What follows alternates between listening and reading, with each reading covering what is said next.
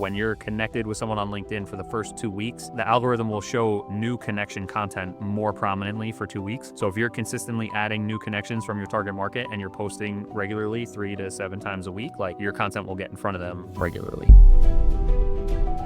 So I like the mutual connectedness of them accepting and then getting them into your ecosystem where you can post content and show up in their feed. And then if and when they engage, then you can follow up via message. I think there's more options in that channel versus cold email.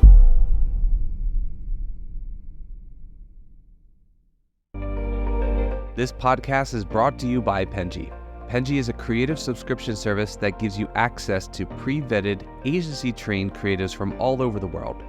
From graphic design to illustrations to social media management and web development, it's all included for one monthly price. It's time to say goodbye to the hassle of searching for top-notch creative talent. With Penji, you get quality and consistency delivered right to your inbox every day, carefully crafted for you by humans. So meet your new creative team today. Head over to penji.co for more and enter the coupon code located within the podcast show notes.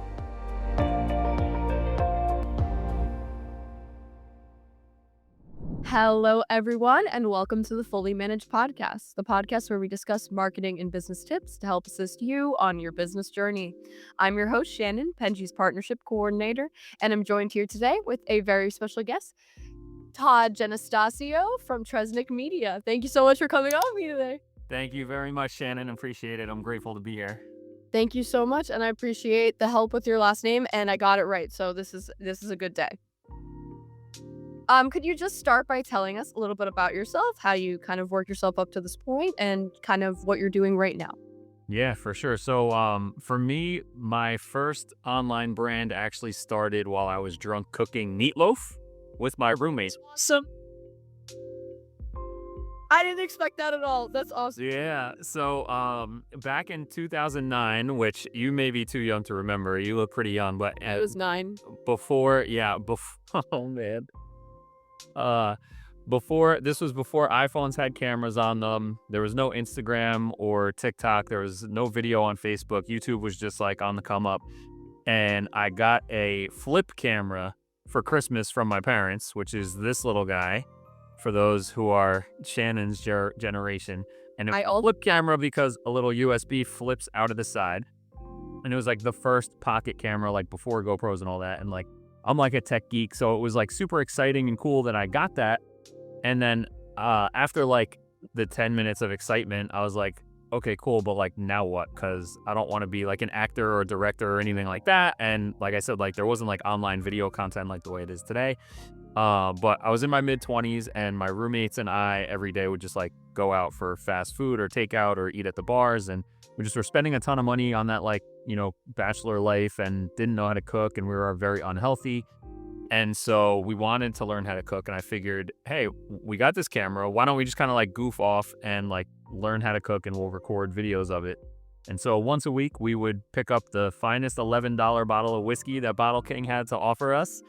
And we would like pick something to figure out how to make it. And we'd just kind of like look at a bunch of different recipes and we would just record each other making meatloaf or fried chicken or chicken parm or whatever, like a whole bunch of different stuff. And being a geek, I just kind of like whipped them up. I'd put them in iMovie and just trim them down as short as possible and put them up on YouTube. And like I whipped up a website.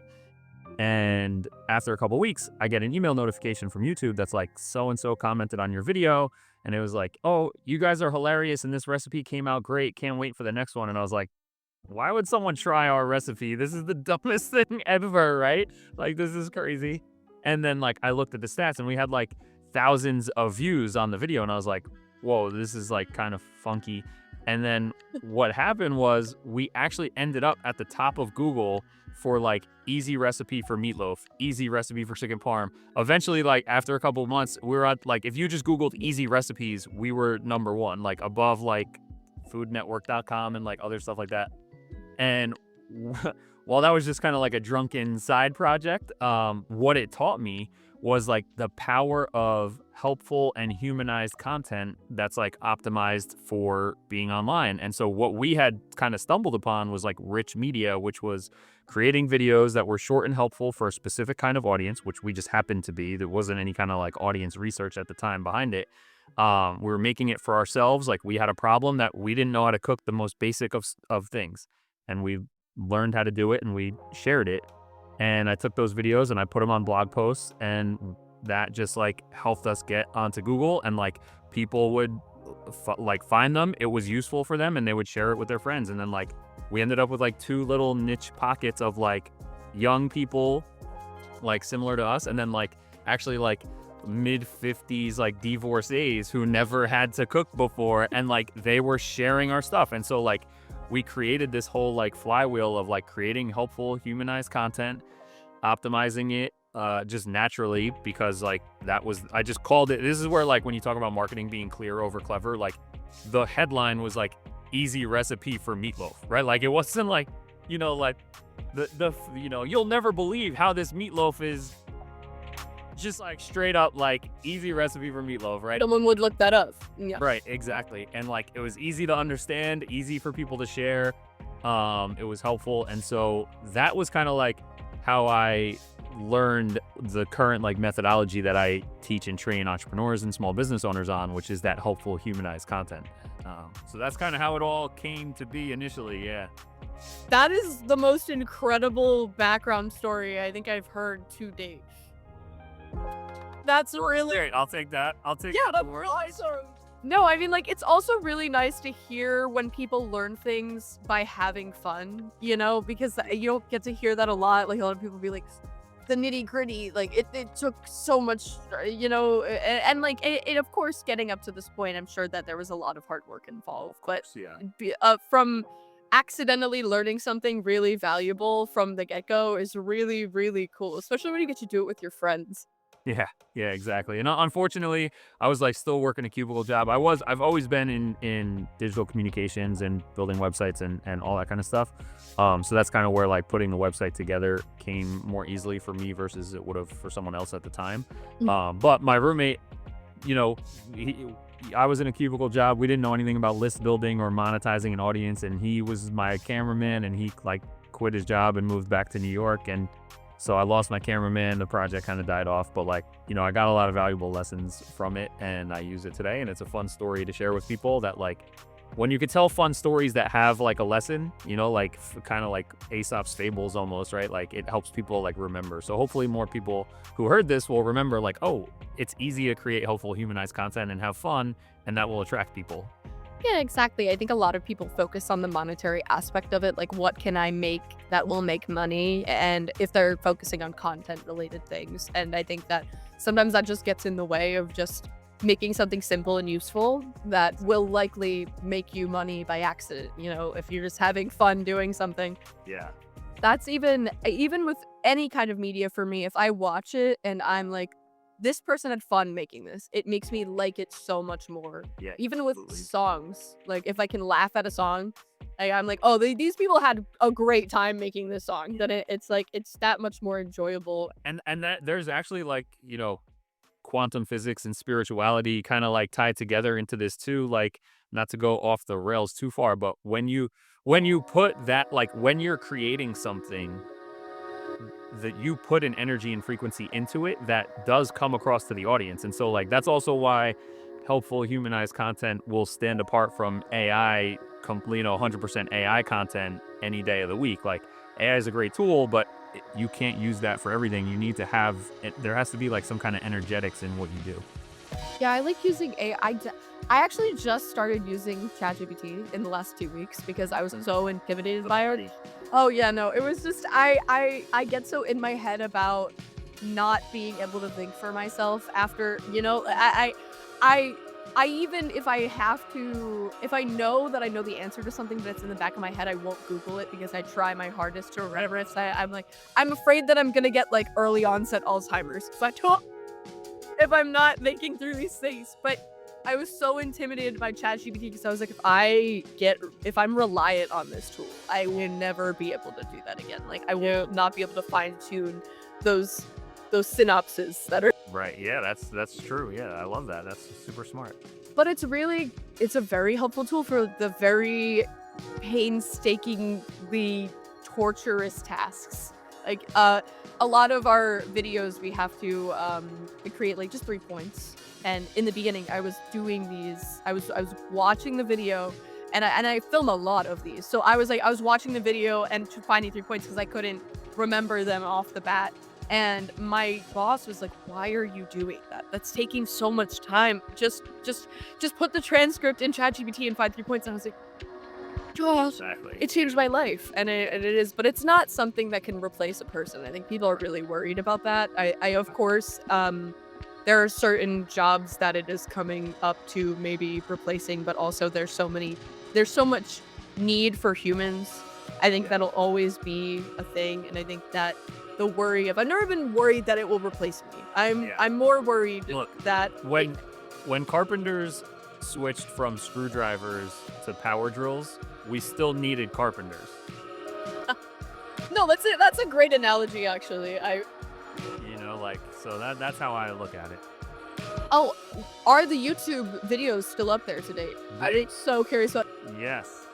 I will be watching that. Yeah. EasyGuyCooking.com. It's still up and live. EasyGuyCooking.com. Yeah. And Like- you know what?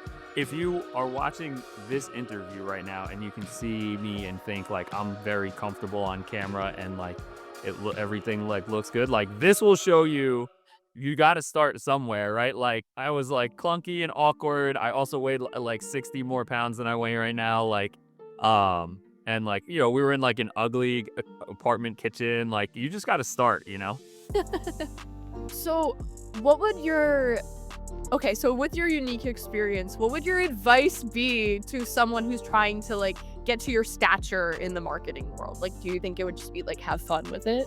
Kind of Yeah, thing? well, totally having fun is like if you're not having fun, why do it, right?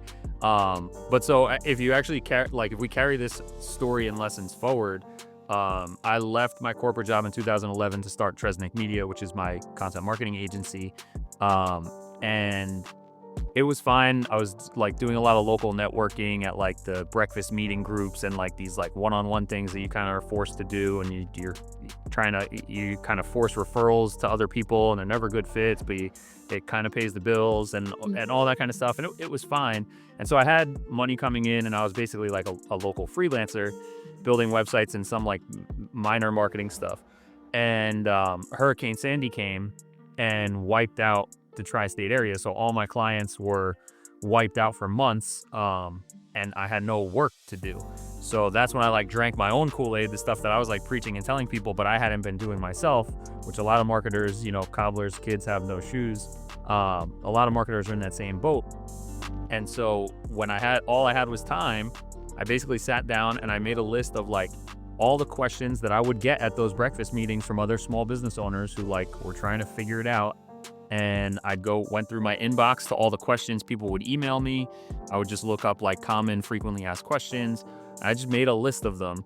And over the course of 5 weeks, I wrote and published 2 blog posts every single day. So I did 50 articles in 25 days. And after I published each article, I would go out onto social media. And at that time, it was like primarily like Twitter, LinkedIn, Facebook. And I would find people who were posting questions about the topic I just published an article about, and I would just answer their questions. I would just reply and answer their questions. And then if you tap over to my profile, then you'd see that my most recent post was a link back to that newest article. So that started driving some traffic, building my connections again, just by like going out and being helpful, sharing my insights with people, answering questions. And over the course of the first 8 weeks from when I started, I went from essentially like no website visitors at all to like 8,000 visits a week, and people finding me from, going from struggling local referrals at these breakfast meetings to now all of a sudden people are finding me all over the country because they're Googling like social media agency, how to hire a social media agency, like all different phrases around that. Or they're looking up like, how do I build my Facebook page audience and I had created content that answered all those questions on the blog. And so that drove a lot of traffic. Because I was sharing it, I was sharing helpful stuff on social, I was building connections, and then people were resharing the stuff I was posting. And then word kind of got out. Every Friday, I would do an analytics recap of what happened that week. And so that started turning into case studies. And then like NYU Business School reached out, Rutgers Business School, Seton Hall. Like I started lecturing at these business schools to the students about like how to do all this stuff. And then I was quoted in Forbes and featured in Entrepreneur and all these other cool places. And I've, spoken at events with Gary Vaynerchuk and Ariana Huffington. And so like to go from that like local freelancer struggling for referrals and no one knew who I was to now all this, and it all came from that same lesson from the drunk cooking videos was like, and you said it perfectly, like being useful, right? Like I just got loud with being helpful, right? I'm very much like helpful over hypey and getting out, and how can you help the people that you want to serve and become known in that area, put goodwill and trust and equity into the relationships there with your target audience, and that's naturally going to attract stuff to you. I really like a come up story that is involved in being helpful. I think that a lot of people will look for a specific area that is untapped, and I think that that's not smart. But sometimes if you're not passionate about it, then maybe it's not going to be the best fit for you. Yeah. I always think of, do you know the show Kitchen Nightmares with Gordon Ramsay? I mean, I'm familiar with it. I don't watch it regularly. Oh, okay. It's basically he goes to restaurants and they're nightmares and he fixes them. And so great name, the type. He just like kind of yells at them and he fixes them up, and it's very great Gordon Ramsay content. But I always think about this, I guess, as an analogy of like, this woman is Irish. She is not Italian, and she opens an Italian restaurant in her city, town, I don't know. Whatever. Because there's no Italian restaurants. And she thinks that this is a great idea, but she has no idea how to cook Italian food. They're microwaving all their food. All of it's frozen, and they're just putting it in microwaves. And I'm like, add an Italian, very invented. Yeah, that's messed up, right? And I think about this in so many aspects of work where I'm like, if you open something or you start a business that you are unfamiliar with how to do something and you're not passionate about it, it's not going to work out. Yeah, totally. You want to be able to not only have fun with it, but also you want to be helpful. And it's not helpful to open an Italian restaurant and not know anything about Italian. Microwaving Chef Boyardee for people. You can be inexperienced in something, but the drive is to be helpful, and you can learn and grow through that path. But if you're not being helpful and you're also not passionate about it, you are never going to go anywhere. Yeah, absolutely. And that's a great point too, where like, a lot of people, when I meet them, will ask me like, oh, well, what industry are you in, or what niche do you serve? And for me, it's industry agnostic. It's about people who are passionate experts in their craft, right? So it doesn't matter if you're a restaurateur or in real estate or banking, biotech. Like, we have performance coaches. Like I've worked with hundreds of clients, and there's no one category of business. It's really about like, are you experienced and an expert in what you do, so you can naturally give helpful advice, and like, are you passionate about it so that when you talk about it, you're energized and you're not just like, right? Working with all these different people, do you think it's difficult to adapt to each person, like in each field that you talk to? Or do you think that it's like kind of okay, like I can kind of give, like how do you cater your advice to each person? Because that sounds kind of difficult. I know like a lot of marketing agencies are like niching down, and that's a great topic in marketing. Well, that's like what's great about having like kind of like a framework structure and methodology. So like we use that helpful humanized approach, right? And so I'm not necessarily coaching you on like, here's how you talk about biotech stuff. It's like, no, you know how to talk about biotech stuff, right? So I'm like, here's our mentality and philosophy of how do we think about what should be said. And then it's a very collaborative approach where I'm like coaching and consulting them on like, okay, you have it all in your head. Let me just help you extract it a little bit. And so we use this like 4-part process. It's strategize, digitize, optimize, amplify. And so strategize is like, okay, let's sit down and think about what is it that our main offer is, our product or service, and then who's our ideal client, and what does the kind of customer journey look like for them? Like, what are they thinking about when they're complete status quo? They don't even know they have a problem, when they become problem aware, solution aware, et cetera. And like, how do we build a relationship with them over that same course of time? So like laying over top their journey, it's like, how do we go from cold to warm to hot audiences that are strangers to like love us? And a few different other tracks on that. And we just kind of like, it's stuff that every business owner pretty much knows after they've been around for a couple of years. And it's just getting it out of their head. So that's where we like, okay, here's the game plan.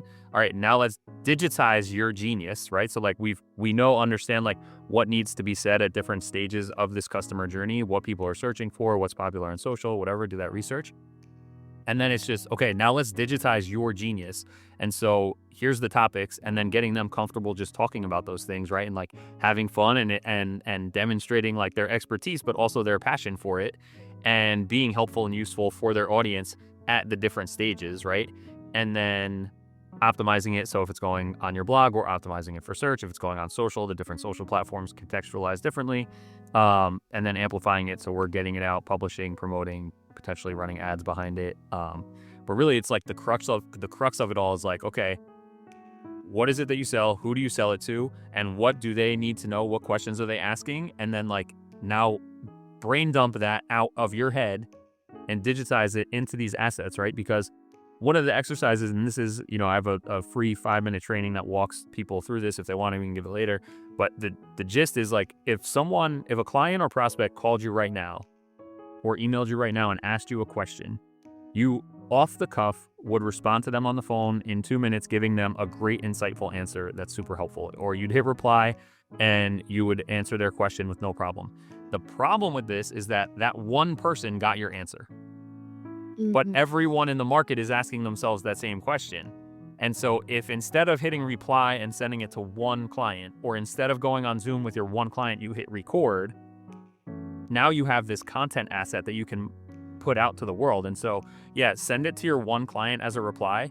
And then literally you can get this, a getting started exercise is like literally copy and paste it and post that onto your social platforms, onto your blog if it's long enough, send it out to your email list. Like that is exactly what we do for getting started. It's like, it's not more complicated than just like, how do we take your one-on-one conversations and create digital leverage by putting that into something that can reach more people? Because you've already done the hard work of like becoming the expert that can give helpful advice off the cuff. And you're even doing the hard work of like giving someone that advice digitally on Zoom or on the phone or in text messages or via email.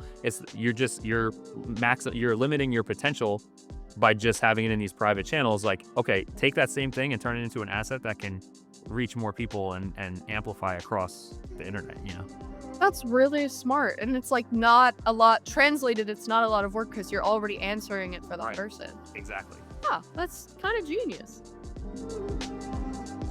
Because I guess like when someone is just giving that out to one person, they're not thinking about it as substantial, probably. Right. So like they're not in that headspace of translating it to something that could be more valuable to them.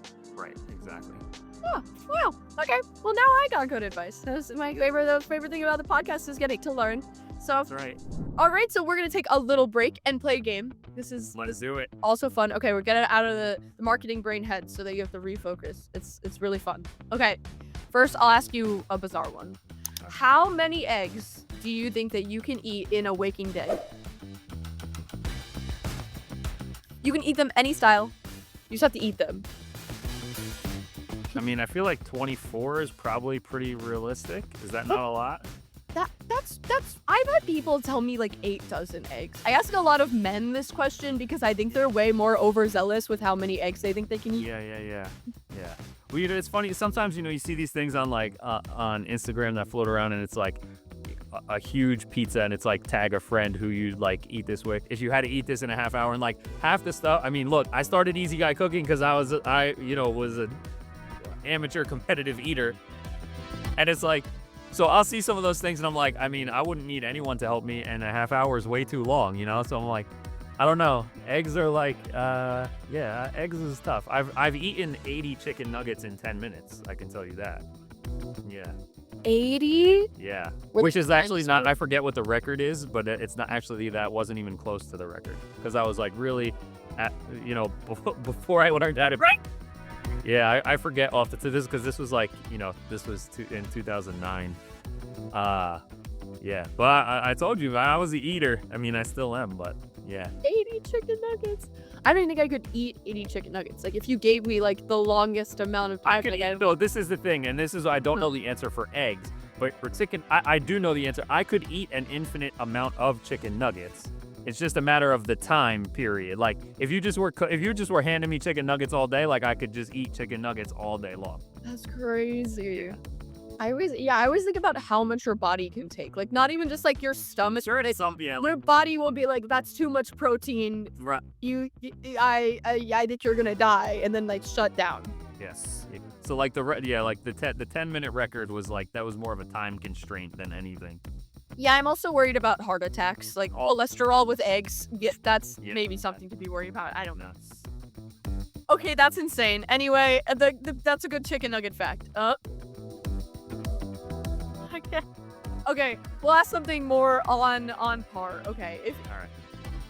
How would you market an egg contest? How would you market? That's actually, yep. You know what? You created a great question for me. How would you market an egg contest? How would I market an egg contest? I mean, there's got to be some kind of prize and some kind of challenge. Like, probably pose it to, like you said, there's a lot of ambitious people who think they could eat.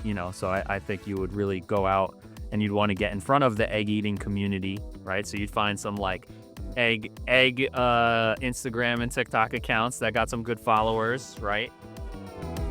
They exist. They have to exist. Yeah. You have Eggland's best. Yeah, eggfluencers. We would have to find Eggfluencers. Those are probably awesome. I love eggs. The egg question sprouted from a video about this woman talking about her ex-boyfriend and how he lost his fantasy football league, and his punishment was eating his age in eggs. And he was only like in his mid-20s, and it was like for the next year it was the same punishment, and he dreaded it. He's so worried about losing it, and it only gets worse every year. And I'm gonna say, like, it's gotta be bad to eat 25 eggs if he's like sweating over this punishment. It doesn't sound that bad, but it's in one day. That sounds like doable. Yeah, that's like, but if it's only in one day and it's a challenge, then like I know that like, all right, well, I'm gonna need a recovery day that I can like, plan for. Yes. It's not like I'm not eating 24 eggs every day. Mm-hmm. I can just imagine you feeling like stiff. Very stiff at the end of the day, like a solid hard-boiled egg person. That's what I'm imagining. Okay.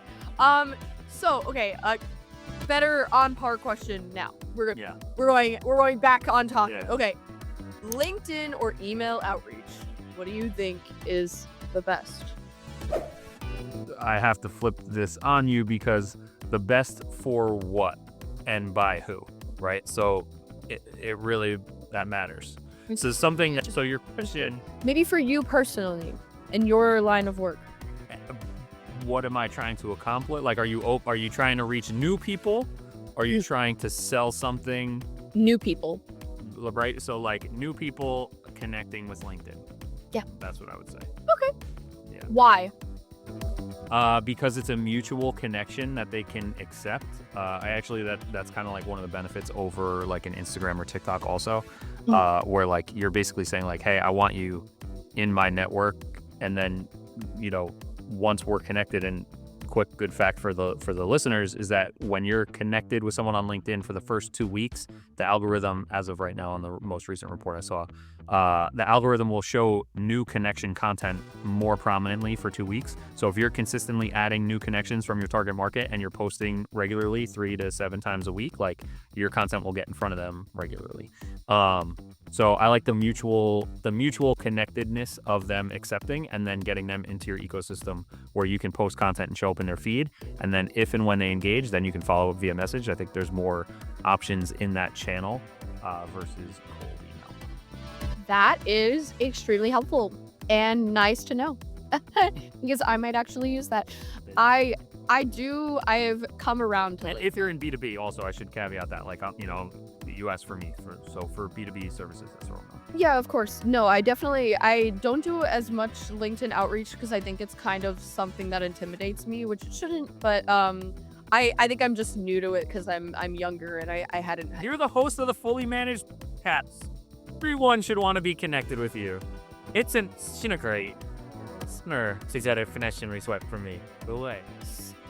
Yeah, I need to post more. We have content on our YouTube, and I've been practicing posting more reels on my LinkedIn and commenting on it. I know I need more engagement on that side. I just reached 500 LinkedIn connections yesterday. I was so happy. That's a I milestone. I'm happy to be one of those 500. Thank you. Yes, you were definitely contributed to that, so I appreciate that. You're like the last 10 of the 500. Maybe I should give you a prize. Don't worry. I'll think about it. I'll think on that. But you're gonna get a prize. Okay. Okay. This might be more complicated because I don't know. For Tresnick Media, do you have more staff, or is it just you solely doing this all yourself? I don't want to scare away young marketers with my answer to this, Oh no. but I have gone from 5 team members to 0 team members using AI and automation. That's fine. I don't think that's scary. I mean, that's fine. Well, okay, then maybe this won't make sense, but you've had team members in the past, so maybe this is still an okay question. Yeah. So if you could pick one in this scenario, you had to pick one. Yep. Would you rather make a client happy or your staff happy? Staff. Okay, cool. I don't think twice about that. I agree. Staff over everybody, yeah. Yeah, I would agree. I think that if you have a good staff and you trust them, then in a scenario where there's only one option for that, it's clearly probably the client that might be in trouble. Yeah, I've fired several clients over the years due to them either disrespecting staff members, or even like, we just had a client where like, look, when you're in marketing, when you're in anything, like, you're gonna have some nightmare clients. And I had literally had, like, one of my team members was literally having nightmares about it. Oh my God. And they weren't like, I mean, it was just like, it just didn't work out. Like it wasn't working out, but they weren't like super, like they didn't do anything super terrible at the time.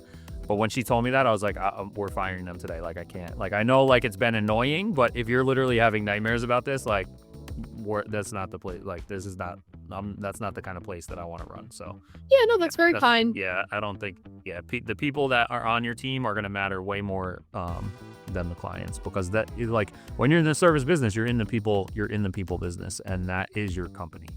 Yeah, and I think sometimes like clients can just not be a good fit. It might not be that they're blatantly disrespectful, which also happens, of course. It's horrible. Yeah. But yeah, sometimes it's just not a great fit for the general vibe of the agency. I know that some agencies only do funny content, and you got Right. like a stick in the mud.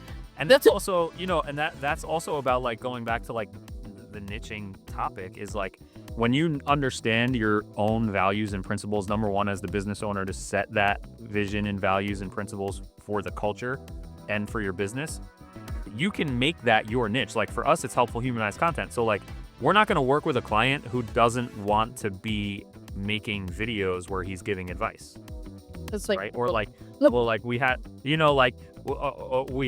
were working with someone who, she was like really struggling. I forget, this was years ago.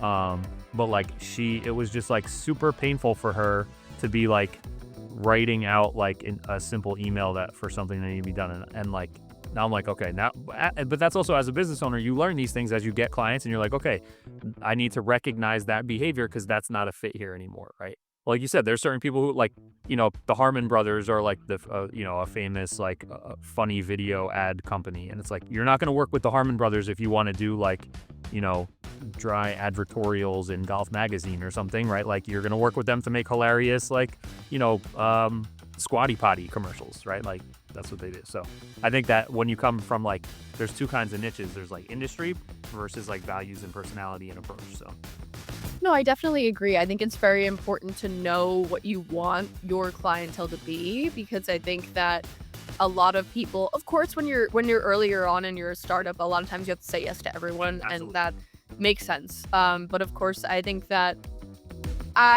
people shouldn't always be afraid to have to drop a client because it's not a good fit. I think that is way more beneficial to the agency, to be able to know when you have to say no. And honestly, the same thing goes for team. Like, when you have that vision and values set, and like, and And I also think this is a great part of having helpful humanized content marketing for your brand, is that then when you're recruiting people, they can see your personality and they understand, number one, like you're saying, like, this is our approach to doing business. And so like if people don't jive with that, then they're not going to want to work there. And then if they, if you get people on your team who are kind of toxic or just not a good fit, like, if they're toxic and bad, like, you have to fire them. But like if they're just not a good fit, but they're a good person, like, just have that transparent conversation and help them move on to the next thing, because it's not going to help you or your team, or your clients. Yeah, it's also really nice to have partners and friends in that scenario where you can be like, hey, Exactly. I appreciate you and your work. Maybe we're not a good fit, but I have this person for you, Yeah. And I really like that as well. So it's just a good relationship to have with people, because you don't want to seem like you don't like them kind of thing. Yeah. And I'll give another good tip on recruiting. So like if you do follow this kind of like helpful humanized content approach, or if you're just putting out very good personality based or subject matter expertise based content, when you're recruiting and you have people applying, in your applicant follow-ups pre-interview, send them podcast episodes that you've been on, or if you have a podcast, because then you can say like, hey, looking forward to our interview on Thursday. Here's an interview that the owner did on some podcasts, so you can get an understanding for like his story and personality, if it's the kind of place you want to work at. And like, here's a few of our like Instagram reels that we made, so you can get a feel for the vibe. And so then they know like kind of culturally, this is the kind of thing that's happening. And so you can actually use your content in the recruiting phase to like build a stronger culture when you're interviewing people also.